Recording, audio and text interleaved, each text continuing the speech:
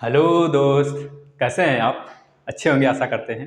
और अपनी पढ़ाई कंटिन्यू किए होंगे और रेगुलरिटी बनाए रखे होंगे आप लोग। तो यही आशा है आपसे कि आप रेगुलर पढ़ते चलें किसी भी चीज़ को, जो भी चीज़ आप पढ़ रहे हैं, क्योंकि इस ऑनलाइन शिक्षण के 2.0 चैनल पर, ऑनलाइन शिक्षण 2.0 प्लेटफॉर्म पर आपको हिंदी बिल्कुल धांसू तरीके से कराई जा रही है। ठीक है दोस्तों, अच्छे से कराई जा रही है, जैसा कि बहुत सारे बच्चे पिछला वीडियो देखे हैं और हम लोग की प्रशंसा भी कर रहे हैं कि सर बहुत अच्छा पढ़ा रहे हैं। तो हम अच्छे दोस्तों नहीं, एक टीचर होता है, टीचर में एक गुण होता है। जो टीचर आता तो हिंदी सबको है, लेकिन समझाने का अपना अपना तरीका होता है, जो जिस तरह समझा दे और बच्चे उसी को पसंद करने लगते हैं। तो बस अगर आप लोग भी अगर अभी तक नहीं देख रहे हैं पिछला वीडियो, तो आप लोग देखें।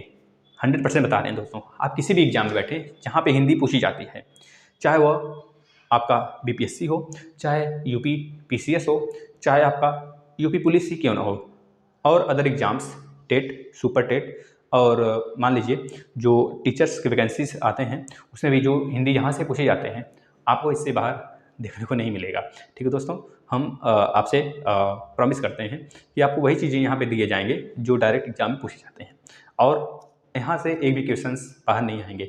ये भी हम पूरा समझ बना के चलेंगे। ठीक है दोस्तों, तो आप लोग पिछला वीडियो देखें। आज हमको यह दरअसल बहुत पहले पढ़ा देना चाहिए था, लेकिन कोई बात नहीं। आज हम एक नई टॉपिक स्टार्ट कर रहे हैं जिसमें कि आपको बताएंगे राजभाषा, हिंदी की उत्पत्ति कहाँ से हुई, हमारा संविधान इसके बारे में क्या कहता है, और क्योंकि यहाँ से बहुत सारे क्वेश्चंस पूछ लिए जाते हैं, तो याद रखिएगा राजभाषा हम लोग पढ़ेंगे आज। राजभाषा, राष्ट्रभाषा और राजभाषा में क्या अंतर है, किसी स्टूडेंट को पता है तो बताएं, नहीं तो अभी हम बताने वाले हैं राजभाषा। अब देखिएगा, राजभाषा किसे कहते हैं? जो शब्द यानी जो भाषा देश के राजकीय कार्यों में प्रयुक्त होते हैं उन्हें ही बोलते हैं हम लोग राजभाषा। ठीक है, याद हुआ दोस्तों? आप लोग लिख लें कॉपी पे। राजभाषा का सेंस है जो भाषा देश के राजकीय कार्यों के लिए, देश के राजनैतिक कार्यों के लिए संसद में या फिर ऐसे जगह जहाँ पे उसका बहुत ज़्यादा योगदान हो, हिंदी का मतलब जिस भाषा का योगदान हो उसी को बोलते हैं हम लोग, जो भी भाषा हो उस भाषा को बोलते हैं राजभाषा। यानी सिंपल मीनिंग आप लोग याद रखें, जो भाषा देश के राजकीय कार्यों में प्रयुक्त होते हैं या फिर प्रयुक्त किए जाते हैं उन्हें ही हम बोलते हैं राजभाषा। ठीक है ना, आप लोग इसको याद कर लेंगे दोस्तों। अब नोट डाल के लिखेंगे दोस्तों, हिंदी को राजभाषा के अंतर्गत रखा जाता है, न कि इसे राष्ट्रभाषा बोला जाता है। यहाँ पे हम लिख देते हैं, आप लोग लिखेंगे नोट में, हिंदी क्या है दोस्तों? एक राजभाषा है। क्या है दोस्तों?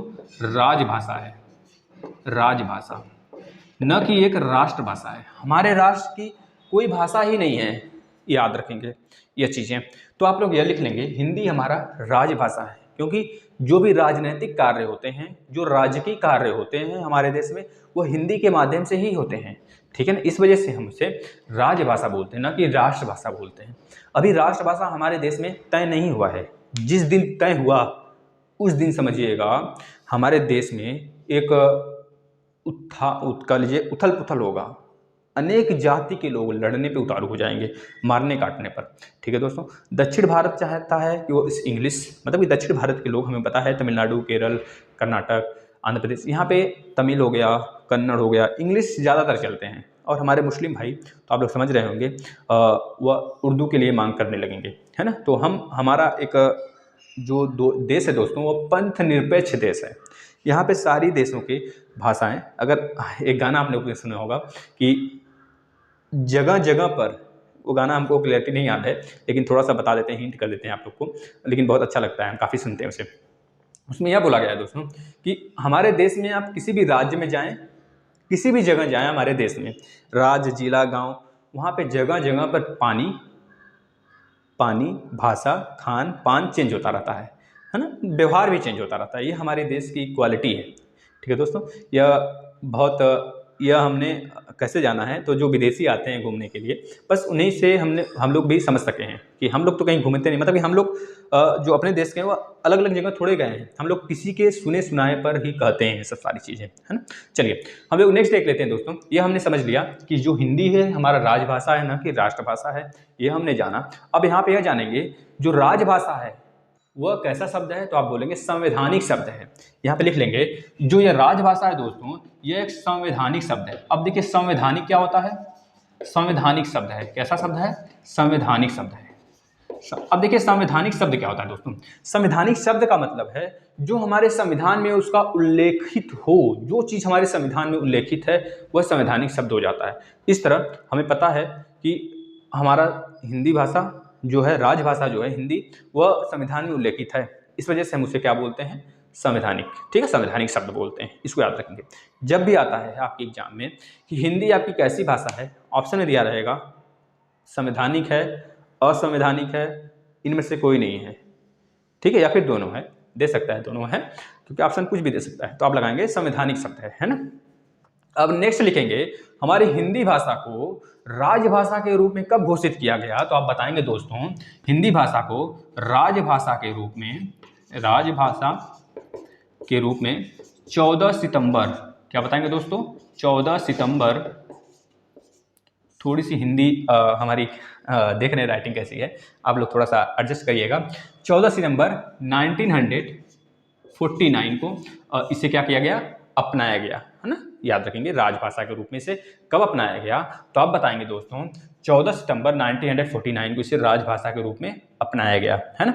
अब देखिएगा दोस्तों, नोट डाल के आप लोग लिखेंगे संविधान के अनुच्छेद 8 में 22 भाषाओं का उल्लेखित है। जो डायरेक्ट पूछा गया दोस्तों वही चीजें हम आपको बताते चल रहे हैं। अब यहाँ पे आप नोट डाल के एक और लिखेंगे, संविधान के, भारतीय संविधान के अनुच्छेद अनुसूची 8 में, अनुसूची 8 में 22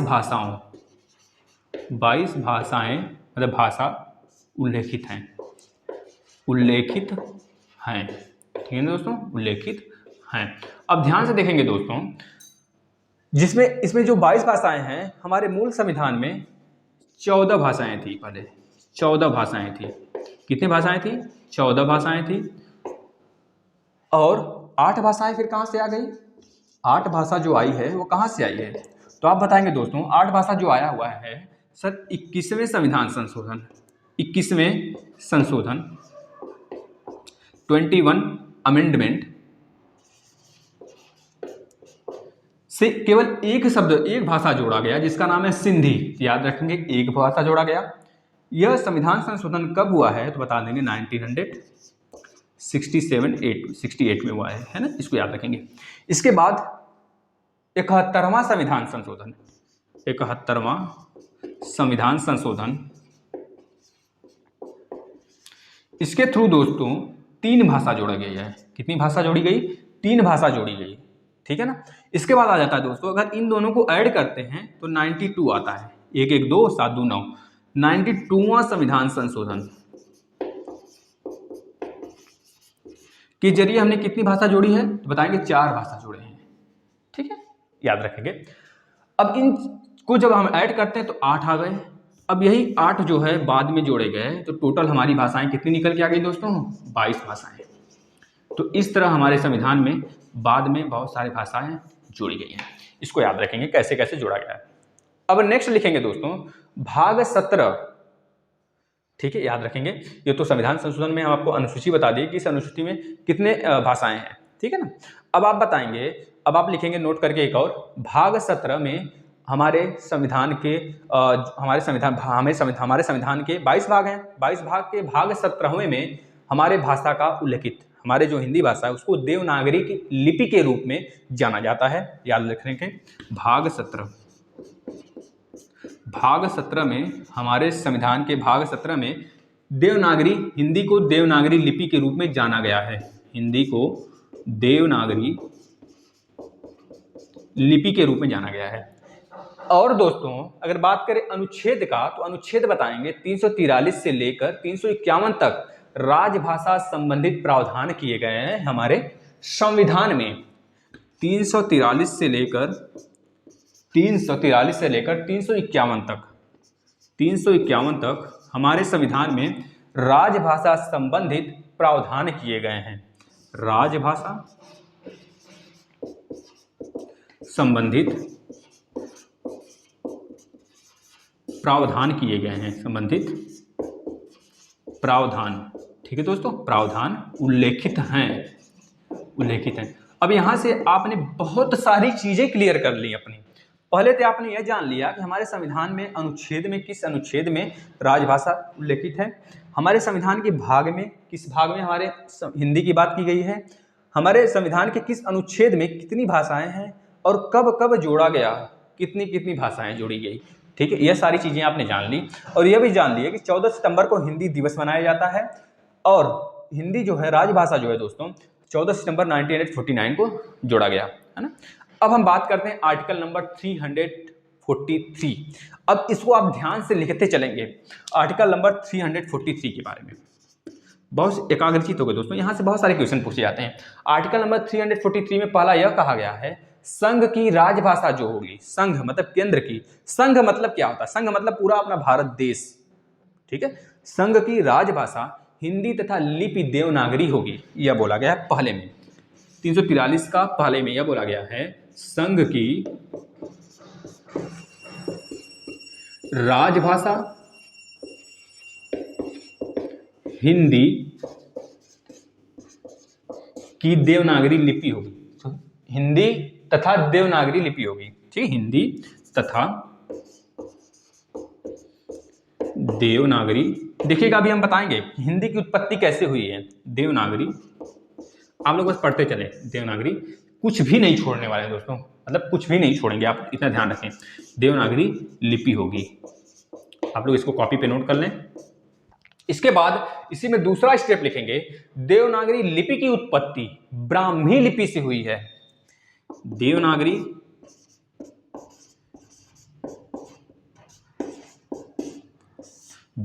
लिपि की उत्पत्ति ब्राह्मी लिपि से हुई है। किससे हुई है?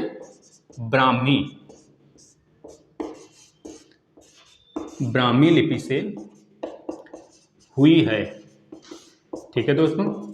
इसके बाद नेक्स्ट तीसरा नंबर लिखेंगे, भारतीय संविधान की 8वीं अनुसूची जो हमने बता दिया, इसी में आ जाते हैं, 343 के अंतर्गत आ जाते हैं। भारतीय संविधान की 8वीं अनुसूची जो है दोस्तों, उसमें 14 भाषाएं मूल भाषाएं थी। मतलब जब हमारा संविधान बनके तैयार हुआ, तो जब अंगीकृत हुआ 1949 में, तो उस समय 14 भाषाएं थी, लेकिन वर्तमान में 22 भाषाएं हैं। यह बातें भी भूली गई हैं। और तीसरी चीजें, मतलब चौथी चीज यह लिखेंगे आप इसके अंतर्गत, अधिकतम भारतीय भाषाओं का विकास ब्राह्मी लिपि से ही हुआ है। इसको लिख लें, इंपॉर्टेंट है। तीसरे नंबर पर आप वह लिख लेंगे यहाँ पे कि 8वीं अनुसूची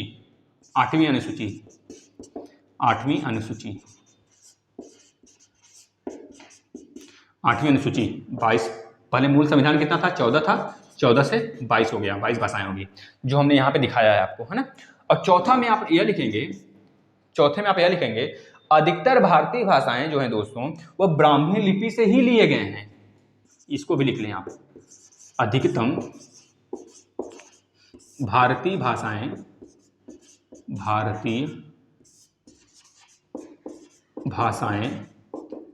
ब्राह्मी लिपि से ही लिए गए हैं। किससे दोस्तों? ब्राह्मी लिपि से ही लिए गए हैं। आप इसे नोट कर लें, है ना। तब तक हम इसको आप लोग नोट करें, हम इरेज करते हैं। हाँ, मतलब आप लोग नोट कर लेंगे तभी इरेज करेंगे। आप लोग नोट करें इसे, फिर हम लोग आगे चलते हैं।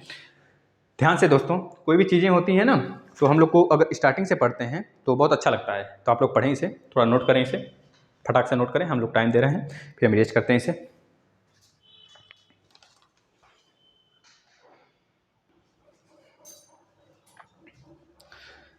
हाँ बच्चों, तो हम लोग अब देखते हैं, हमने यहाँ तक देख लिया कि राजभाषा से कितने टाइप से क्वेश्चन बन सकते हैं, है ना।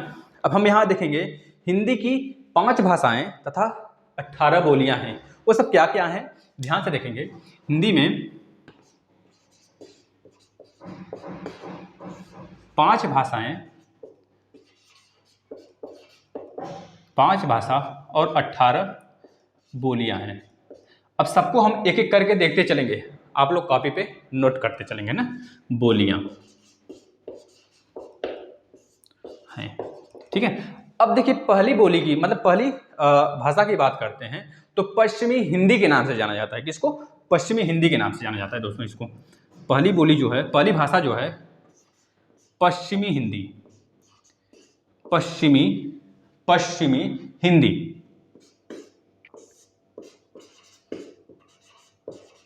पश्चिमी हिंदी के नाम से जाना जाता है। इसमें 5 भाषा उल्लेखित है, 5 भाषा, सॉरी 5 बोलियां, मतलब कि हमारी पांचवी भाषा में पहली भाषा यह हो गई पश्चिमी हिंदी। इसमें 5 बोलियां हैं दोस्तों। कितनी बोलियां हैं? 5 बोलियां हैं। 5 बोलियां हैं, क्या क्या है अभी हम देखते हैं। और दोस्तों ये जो इसको क्या बोला जाता है? सौरसेनी अपभ्रंश भी बोला जाता है। पश्चिमी हिंदी को सौरसेनी अपभ्रंश भी बोला जाता है। क्या बता देंगे? सौरसेनी अपभ्रंश, अपभ्रंश भी बोला जाता है, ठीक है ना। अब देखिए इसके अंदर जो 5 भाषाएं हैं क्या क्या हैं आप लोग लिख लें, ठीक है। पहली बोली खड़ी बोली, क्या बोलते हैं? खड़ी बोली। और खड़ी बोली को हम लोग क्या बोलते हैं? खड़ी बोली को ही बोलते हैं कौरवी भाषा, कौरवी बोली, कौरवी, ठीक है। इस तरह आप इसको याद कर सकते हैं। और दूसरी भाषा जो है बांगरू, क्या बोलते हैं? बांगरू, बांगरू। और बांगरू को उपनाम से क्या जाना जाता है? हरियाणी, हरियाणी बोली, हरियाणी। जानते हैं हरियाणा? हम एक बार गए थे तो वहाँ पे बच्चे अजीब तरह से बोल रहे थे। हमारा कोई पेपर था, कोई स्टेट पीएससी का कोई पेपर था, तो अजीब मतलब उनकी भाषा समझ में नहीं आ रही थी हमें। तो हमको लगा भाई हम कहाँ फंस गए हैं, इन लोग की भाषा, मतलब हम विदेश में आ गए हैं क्या, इन लोग की भाषा नहीं समझ आ रही। ऐसी मतलब बहुत सारे लैंग्वेज समझ में नहीं, बहुत सारे वर्ड्स नहीं समझ में आ रहे थे। वैसे वो क्या बोल रहे हैं उसका सेंस तो निकाला जा रहा था, लेकिन जब हम उनको समझाने की बात कर रहे थे, अपनी भाषा मतलब उनको समझा रहे थे, तो वह थोड़ा सा अजीब से फील कर रहे थे कि मतलब ऐसा लग रहा था कि हम उन लोग से पूरा डिफरेंट है ना। हो जाता है। चलिए देखिए, दूसरी होगी बांगरू और हरियाणी। तीसरे नंबर पर बोलेंगे ब्रज भाषा। बहुत नाम सुने होंगे आप हिंदी में इसका, ब्रज भाषा। जो हमारी जितनी भी भक्ति काल है दोस्तों, वहाँ पे ब्रज भाषा बहुत यूज हुआ है। भक्ति काल अभी हम लोग पढ़ेंगे, आगे पढ़ेंगे नेक्स्ट में सेशन में, उसको हम लोग पढ़ेंगे। भक्ति काल में कितने हमारे महान महान लोग आए थे, सब पढ़ेंगे। मीरा हो गया, कबीरदास हो गए, सूरदास हो गए, सब लोग। अब चौथी जो भाषा है कन्नौजी, कन्नौजी याद रखेंगे, कन्नौजी। और 5वीं जो भाषा है दोस्तों उसका नाम है बुंदेली। बुंदेलों के मुख से हमने सुनी कहानी थी, है। वो और कोई नहीं दोस्तों, वो हमारी झांसी वाली रानी थी, ठीक है। बुंदेली, ठीक है, बुंदेली याद रखेंगे इसको। बुंदेली, कन्नौजी, ब्रजभाषा, बांगरू और खड़ी बोली, ये सब किसमें आ गए? हमारे पश्चिमी हिंदी में। पश्चिमी हिंदी एक हमारा क्या है? भाषा है। इसमें इतनी बोलियां बोली जाती हैं, 5 बोलियां। इसके बाद हम चलते हैं राजस्थानी हिंदी। दूसरा राजस्थानी हिंदी, राजस्थानी हिंदी, राजस्थानी हिंदी। अब देखिए इसमें कितनी भाषाएं बोली जाती हैं, पहले इसमें देख लेते हैं इसको क्या बोला जाता है, उपनाम इसका क्या है। तो बोलेंगे गौर सेनी, सॉरी क्या बोल रहे हैं, सौर सेनी। सौर सेनी भी इसे बोला जाता है, सौर सेनी याद रखेंगे दोस्तों। सौर सेनी से इसे भी लिया गया, सौर सेनी अपभ्रंश, अपभ्रंश ये पूछ लिया जाता है।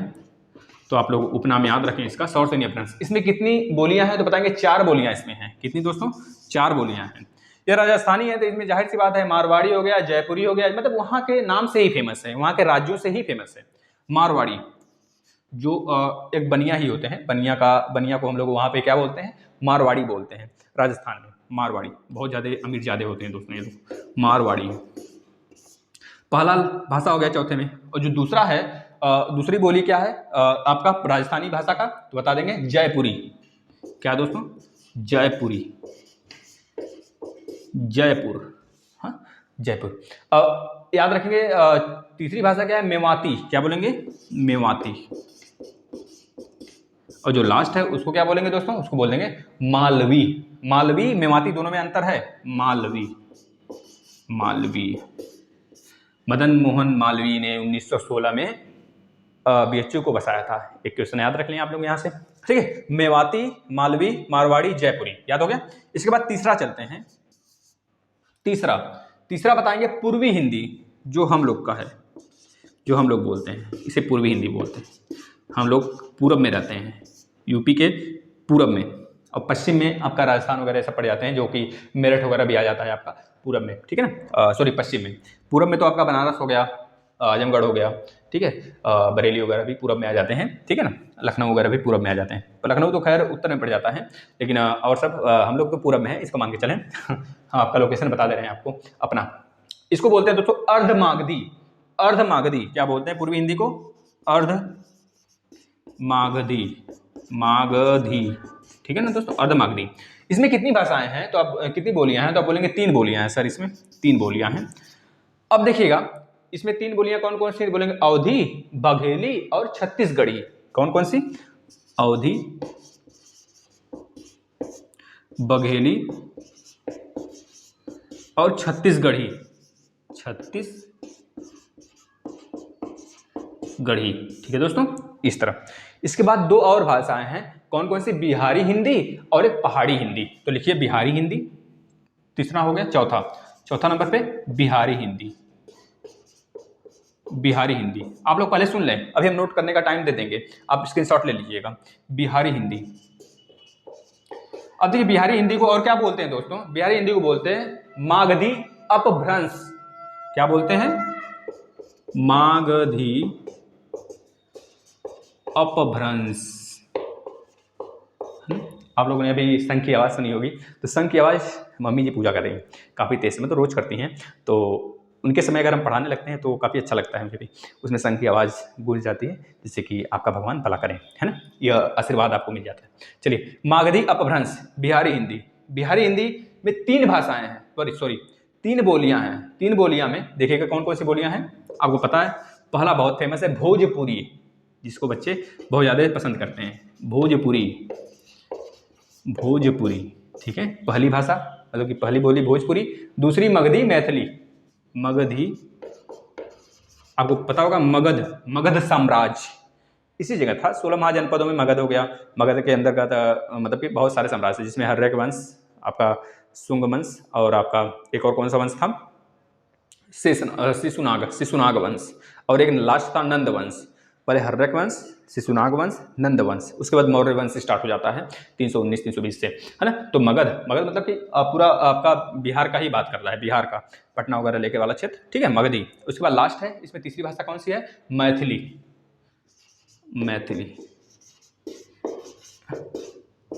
मैथिली के नाम से ही पढ़ा है, मैथिली शरण गुप्त, जो कि बहुत बड़ा कवि हैं, आपको पता होगा। तो याद रखेंगे दोस्तों, ये तीनों भाषा किसके अंतर्गत आ जाती हैं? तीनों बोली किसके अंतर्गत आ जाती हैं? बिहारी हिंदी भाषा के अंतर्गत, ठीक है ना। इसके बाद लास्ट 5वां देख लेंगे आप। पांचवा क्या है? पहाड़ी हिंदी। पहाड़ी हिंदी। अब देखिए पहाड़ी हिंदी के अंतर्गत दोस्तों कितनी भाषाएं आती हैं, तो बता देंगे 3 भाषाएं सर आती हैं। और इसको हम लोग और क्या बोलते हैं तो बता देंगे, इसको खस अपभ्रंश बोलते हैं। खस अपभ्रंश, याद रखें, खस अपभ्रंश बोलते हैं दोस्तों इसे, ठीक है ना। इसमें कितनी भाषाएं आती हैं? 3 भाषाएं आती हैं। कौन कौन सी? नेपाली, कुमाऊनी और गढ़वाली। कौन कौन सी? नेपाली, कुमाऊनी और एक गढ़वाली। ठीक है दोस्तों, इस तरह आप याद कर सकते हैं। इसमें 3 भाषाएं आएंगी, तो ये आप नोट करें। फिर इसके बाद हम थोड़ा सा देख लेते हैं हमारी राइटिंग कैसी लग रही है वीडियो में, और आप लोग नोट करें, और स्क्रीनशॉट लेना चाहें तो स्क्रीनशॉट भी ले सकते हैं। हम इरेज करते हैं, फिर पहले आप नोट कर लें इसे, है ना। चलें इरेज नोट कर लें इसे।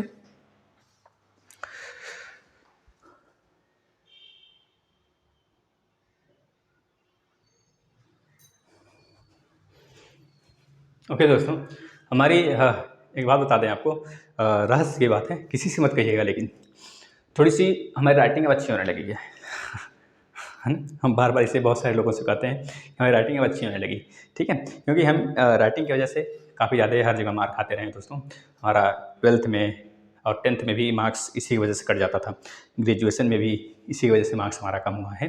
खैर कोई बात नहीं, अब आप लोग ध्यान से देखेंगे। हम लोग अब पढ़ेंगे हिंदी भाषा का विकास। उसमें हमने जितना पढ़ा आप लोग उसको नोट कर लिए होंगे। अब यहाँ पे देखिएगा हिंदी भाषा का विकास किससे हुआ है, किस तरह हुआ है। हिंदी भाषा हिंदी भाषा, एक मिनट दोस्त।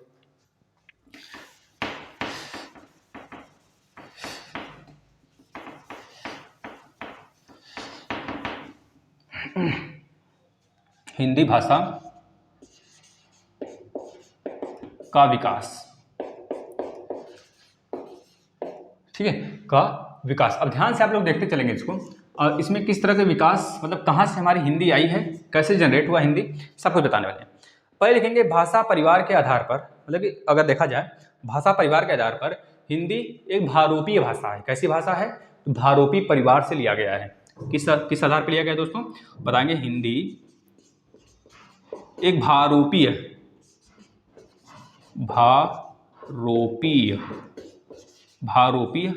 परिवार की भाषा है। परिवार, इसको आप लिख लेंगे। हिंदी एक भारोपीय परिवार की भाषा है, ठीक है ना। भारत में देखा जाए दोस्तों 4 भाषा परिवार हैं। भारत में अगर देखा जाए तो 4 प्रकार की भाषा परिवार हैं। तो याद रखेंगे कौन कौन सी भाषा परिवार हैं, चारों का नाम लिखेंगे। भाषा परिवार कहाँ पे? भारत की केवल बात हो रही है, भारत में, ठीक है दोस्तों। भारत में भाषा परिवार कितने हैं तो बताएंगे 4 हैं। कितने दोस्तों? 4 हैं। उन चारों का नाम बताइए। तो पहला लिखेंगे भारोपीय, पहला भारोपीय, ध्यान से देखेंगे, भारोपीय। दूसरा बता देंगे दोस्तों, जो दूसरा है द्रविड़। कौन सा? द्रविड़, बहुत नाम सुने होंगे, द्रविड़। तीसरा है चीनी तिब्बती, जो हम लोग के बिल्कुल नॉर्थ में पड़ जाता है ना, चीनी। इसको बहुत सारे ट्रिक हैं दोस्तों, अटपटे ट्रिक हैं, थोड़ा सा हम यहाँ पे बताना नहीं चाहेंगे उसे। चीनी तिब्बती, ट्रिक कुछ नहीं होता है, आप लोग थोड़ा सा याद करने की कोशिश करें, याद हो जाएगा। तिब्बती, ठीक है, चीनी तिब्बती। और चौथा है दोस्तों ऑस्ट्रिक। आप लोग ने एक नाम सुना होगा, ऑस्ट्रिया, यूरोप की एक कंट्री है ऑस्ट्रिया, उसका कैपिटल है वियना। ऑस्ट्रिया में हमारा ओपेक संगठन चलता है भारत का, सॉरी पूरे देश का ओपेक, जहाँ पे पेट्रोलियम आयात और निर्यात होते हैं, जो खाड़ी वाले देश हैं दोस्तों वहाँ से, तो उनका ओपेक संगठन चलता है, ठीक है। उस ओपेक संगठन का जो मुख्यालय है वो भी वियना में ही है, तो याद कर सकते हैं उससे। ऑस्ट्रिया, क्या नाम है? ऑस्ट्रिक, ऑस्ट्रिया नहीं दोस्तों, ऑस्ट्रिक नाम है। क्या नाम है? ऑस्ट्रिक। यही 4 परिवार हैं हमारे भारत में, 4 भाषा के 4 परिवार हैं, द्रविड़, भारोपीय, चीनी तिब्बती, ऑस्ट्रिक। यहाँ से क्वेश्चन पूछे जा सकते हैं, इस तरह के क्वेश्चन बनेंगे कि इसमें से भारतीय परिवार में कौन सी भाषा नहीं है। 3 तो दिया रहेगा, वह रहेगा तीनों का तीनों, और जो चौथा रहेगा हो सकता है इन चारों में से कोई जो ना हो, वही आपका आंसर हो जाए। अब ध्यान से देखेंगे दोस्तों, भारतीय आर्य भाषाओं को 3 भाषा में बांटा गया है। भारतीय आर्य भाषा, आपको पता है दोस्तों, आर्य जाति के लोग, मतलब हम लोग एक आर्य हैं, भारतवासी एक आर्य हैं, ठीक है दोस्तों। तो आर्य के लिए बहुत ज़्यादा लोग संकल्पना करते हैं कि कहाँ से आए थे। बहुत सारे जैसे बाल गंगाधर तिलक जी हैं, तो ये बोलते हैं कि जो आपका नॉर्थ पोल है वहाँ से आए थे आर्य। लेकिन कुछ और वैज्ञानिक हैं, कुछ और साइंटिस्ट हैं, कुछ और इतिहासकार हैं जो यह मानते हैं, या फिर बहुत सारे यूरोपीय हैं यह मानते हैं दोस्तों कि जो हमारे जो आर्य थे दोस्तों, वह आर्य जो है मध्य एशिया से आए हुए हैं। मध्य एशिया वही जो कि यूएसएसआर के टूटने से बना है। 1991 में यूएसएसआर का विघटन हो जाता है, उससे आपका कजाकिस्तान, तुर्कमेनिस्तान, ठीक है, इस सब देश जो आपके मध्य एशिया के, वहीं से बहुत लोग मानते हैं, और उसी को मान्यता दिया जाता है कि जो आर्य जाति है वो कहाँ से आई थी, आर्य लोग कहाँ से आए थे, मध्य एशिया से आए थे ना। तो यहाँ पे यह बोला गया है, आपसे यह बताना है कि भारतीय आर्य भाषाओं को 3 भागों में बांटा गया है। वो भाग का नाम बता दीजिए आप, देखिएगा ध्यान से। आर्य भाषा कितने हैं दोस्तों? 3 हैं। तीनों का युग है, एक तरह से कह लीजिए, अलग अलग युग में पाए गए हैं, उसका हम बताते चलेंगे आपको। देखिए पहला जो है प्राचीन युग, मतलब कि प्राचीन भारतीय आर्य भाषा, इसका नाम है प्राचीन भारतीय आर्य भाषा। देखिए यह कब से कब तक रहा हमारे देश में, तो बताएंगे 1100 से लेकर 1400 ईस्वी तक रहा है। बता देंगे 1100 ईस्वी से लेकर 1400 ईस्वी तक था यह दोस्तों, ठीक है ना, ईस्वी। इसके बाद जो दूसरा है दोस्तों, इसको क्या प्राचीन भारतीय आर्य भाषा, और जो दूसरा है इसे हम लोग बोलते हैं मध्यकालीन आर्य भाषा। क्या बोलेंगे? मध्यकालीन मध्यकालीन भारतीय आर्य भाषा। आर्य भाषा, ठीक है। यह कब से कब तक था दोस्तों? तो 1400 से लेकर 1400 लास्ट है, 1400 से लेकर बता देंगे आप 1400 से लेकर 1850 ईस्वी तक। 1850 19वीं शताब्दी जब स्टार्ट होती है, 19वीं शताब्दी स्टार्ट हुई थी 1850 है ना, हाँ। तो 19वीं शताब्दी चल रहा है, तो 19वीं शताब्दी में जो आधा बीत गया था 19वीं शताब्दी में, उसके बाद आपका क्या आ गया, कह लीजिए मध्यकालीन भारतीय आर्य भाषा। आप लोग याद कर सकते हैं इसे। चलिए, क्योंकि यहाँ से डायरेक्ट क्वेश्चन पूछा जाता है दोस्तों, यहाँ से कोई ट्रिक व्रिक नहीं, आप लोग डायरेक्ट इसे याद रखें, ठीक है। जो तीसरा है दोस्तों, प्राचीन भारतीय आर्य भाषा, मध्यकालीन भारतीय आर्य भाषा। जो तीसरा उसे बोलते हैं आधुनिक भारतीय आर्य भाषा। क्या बोलेंगे? आधुनिक, जिसमें हम लोग जी रहे हैं, जिसमें हम लोग अपनी संकल्पना, मतलब कि जीने की संकल्पना कर रहे हैं। न्यूटन तो यह भी कह दिए थे दोस्तों कि 2060 आते आते पृथ्वी का खात्मा हो जाने वाला है। तो ऐसा कुछ नहीं होने वाला है। आप लोग चलते चलें, पढ़ते चलें, बस अपना काम करते रहें, जो होगा सो देखा जाएगा। आधुनिक भारतीय आर्य भाषा, आर्य भाषा, ठीक है। यह कब से कब तक है तो बता देंगे 1850 ईस्वी से लेकर अब तक। देखिए बहुत आसान है याद करना, इसका टाइम जो है बहुत आसान याद करना। 1100 से 1400, 1400 से फिर यहाँ से स्टार्ट हो गया, 1400 से 1850, 1850 से अब तक, ठीक है ना। इस तरह याद कर सकते हैं आप। अब देखिए दोस्तों, इसमें बहुत सारी संकल्पनाएं थी कि कहाँ से आर्य आए थे, उनकी आर्यों की उत्पत्ति कहाँ से हुई, ये सब सारी बातें हमने देख लिया। अब आप लोग नोट करेंगे दोस्तों कि जो मान्यता दिया जाता है आर्य कहाँ से आए थे, तो बताएंगे मध्य एशिया से आए थे। कुछ भी पूछा जाए, ऑप्शन में दे दिया जाए कहाँ से आए थे, तो बताएंगे मध्य एशिया से आए थे। लेकिन अगर यह करके दे दिया जाता है बाल गंगाधर तिलक जी ने आर्यों की उत्पत्ति कहाँ से मानी थी, या फिर आर्यों का आगमन कहाँ से माना था, तो बता देंगे आप नॉर्थ पोल से। ठीक है दोस्तों, याद रखेंगे। अब देखिए, मतलब कि नॉर्थ पोल का मतलब अंटार्कटिका नीचे होता है, आर्कटिक ऊपर होता है। तो आर्कटिक वाले सेक्टर से वो माने थे ना। हमारा जो अर्थ है उसमें आर्कटिक होता है, बीच में हमारा महासागर, मतलब कि महाद्वीप है, और नीचे अंटार्कटिक महाद्वीप है, ठीक है। तो आर्कटिक से माने थे हमारे बाल गंगाधर तिलक कि जो आर्य थे, आर्य जाति थी, वो कहाँ से आई थी? आर्कटिक से आई थी, मतलब आर्कटिक से आई थी, मतलब कि नॉर्थ पोल से आई थी ना, नॉर्थ से आई थी। अब इसमें एक आप हेडिंग डाल के, मतलब कि एक नोट डाल के लिखेंगे, हिंदी की आदि जननी संस्कृत है। हिंदी की आदि जननी किसको मानते हैं हम लोग? हिंदी की, यह क्वेश्चन पूछा जाता है दोस्तों, हिंदी की आदि जननी, आदि जननी संस्कृत को मानते हैं। अब देखिए, संस्कृत से ही सारी जितने भी भाषाएं हैं ना दोस्तों, संस्कृत से ही उत्पत्ति हुई है सबकी। अभी हम बताएंगे, उत्पत्ति का क्रम लिखवाएंगे, आप लोग उसको नोट करिएगा। अब एक और नोट डाल के लिखेंगे, सामान्यतः हिंदी भाषा के इतिहास का आरंभ अपभ्रंश सौरसेनी से जाना जाता है। याद रखेंगे, सामान्य जो हिंदी भाषा की उत्पत्ति है दोस्तों, वो कहाँ से जाना जाता है, तो बताएंगे सौरसेनी अपभ्रंश से जाना जाता है। ठीक है, इसका आरंभ जो हुआ था, हिंदी भाषा का आरंभ सौरसेनी अपभ्रंश से हुआ था। कहाँ से हुआ था? सौरसेनी अपभ्रंश। देखिए, यहाँ से बहुत सारी टाइप्स के क्वेश्चन बन सकते हैं, अभी बताते हैं हम आपको। सौरसेनी अपभ्रंश, अपभ्रंश, आप इसे लिख लें कॉपी पे। पहले तो यह पूछेगा हिंदी की जननी किसको मानते हैं, तो संस्कृत को बताएंगे।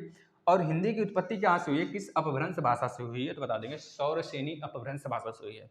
अब हिंदी की उत्पत्ति का क्रम देख लेते हैं, मजा आ जाने वाला है, देखिएगा। थोड़ा सा हम रिच करते हैं इसे, अगर आप लोग इधर का नोट कर लिए हों नहीं, चलिए कोई बात नहीं, आप लोग नोट करते रहिए, हम लिखते हैं, ध्यान से देखेंगे। हिंदी की भाषा की उत्पत्ति मतलब विकास किस क्रम में हुआ है। अच्छा, इरेजी कर देते हैं दोस्तों, थोड़ा सा हमको ऊपर से लिखने में आसानी हो जाएगी, है ना। यहाँ पे आप लोग नोट कर लिए होंगे इसे ना। वैसे कहाँ वीडियो भागने वाला है, ऑफलाइन नहीं है कि एक बार इरेज कर दिए तो आप नहीं देख सकते, उसे थोड़ा सा बैक करके देख लीजिए, है ना। चलिए कोई बात नहीं, आप लोग अच्छे बच्चे हैं और पढ़ाई बहुत जोरों शोरों से करिए दोस्तों।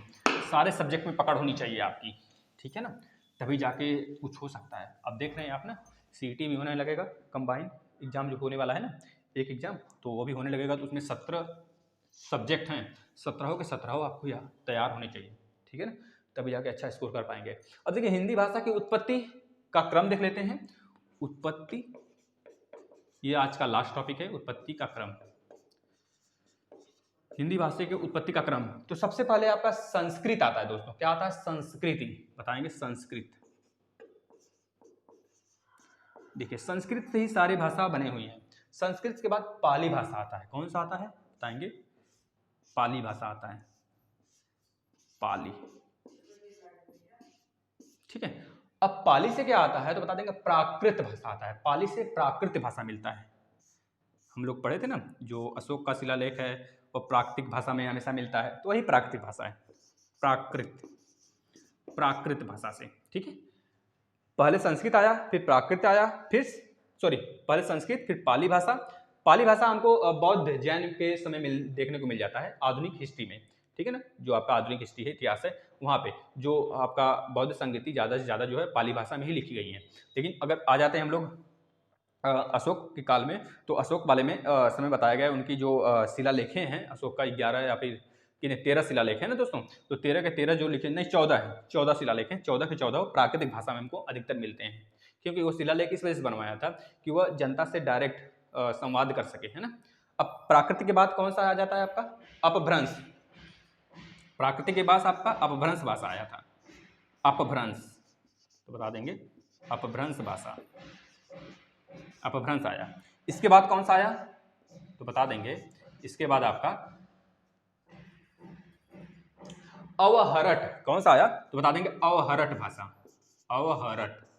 ध्यान से देखेंगे, उत्पत्ति का क्रम है दोस्तों, पहले संस्कृत, फिर पाली, फिर पाली के बाद प्राकृतिक, फिर प्राकृतिक के बाद अपभ्रंश, अपभ्रंश के बाद अवहरट। अब अवहरट के बाद क्या आया दोस्तों, इसको हम यहाँ पे लिख देते हैं, यहाँ पे यहाँ से देखिएगा ऊपर से, अवहरट।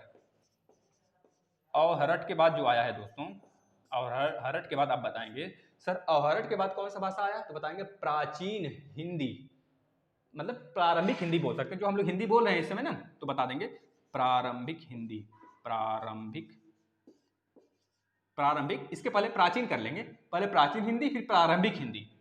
प्राचीन हिंदी अलग ढंग से बोला जाता था, अब प्रारंभिक हिंदी, तो डायरेक्ट आप लोग याद रखेंगे हिंदी, ठीक है ना, हिंदी याद रखें, या फिर पहले प्राचीन हिंदी फिर प्रारंभिक हिंदी, दोनों में से कोई भी याद कर सकते हैं। चलिए देखिए, इसका एक बार क्रम हम लोग रिवीजन कर लेते हैं।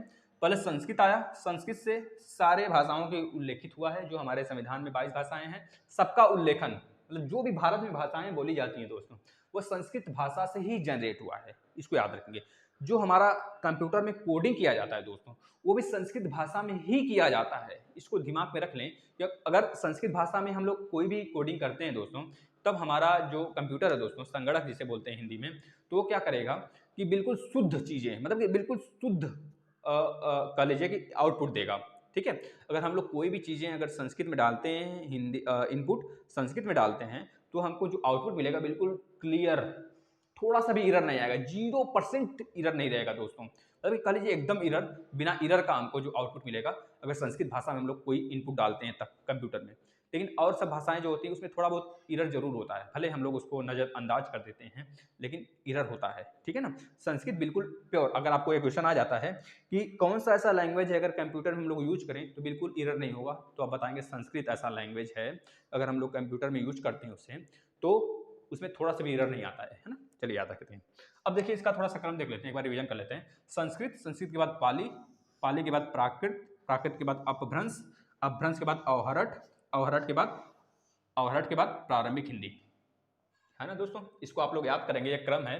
कभी काल के पूछ जाता है कि जो हिंदी आया था आपको संस्कृत न देकर ऑप्शन में अपभ्रंश दिया रहता है, सौरसेनी अपभ्रंश, तो आप अपभ्रंश भी लगा सकते हैं, कब, जब संस्कृत नहीं दिया रहता है तब। ठीक है ना, हिंदी की उत्पत्ति माना जाता है संस्कृत से ही हुआ है। ठीक है ना, ठीक है दोस्तों। तो आपको, अगर आपको बहुत अच्छा मानते हैं, अच्छा लगा होगा ये सब सारी चीज़ें, अगर क्योंकि क्वेश्चन यहाँ से बनते हैं दोस्तों, तो आप लोग पढ़ते चलें। और बाकी हिंदी के क्लास आपके कह लीजिए संधि पूरा खत्म हो गया, हमने स्वर संधि, व्यंजन संधि, विसर्ग संधि कर लिए और प्रैक्टिस सेट भी कर लिए, अल्प प्राण, महाप्राण, सघोष, अघोष सब कुछ खत्म कर लिए, है ना। तो यह सब खत्म हो चुका है, आप लोग देखें उसको।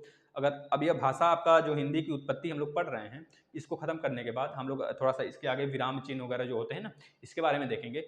4-5 क्लास इस पे जाएगा, इसके बाद हम लोग स्टार्ट करेंगे समास, है समास या फिर छंद, सॉरी क्या बोलते हैं, समास या फिर कह लीजिए आपका क्या बोलते हैं दोस्तों उसे,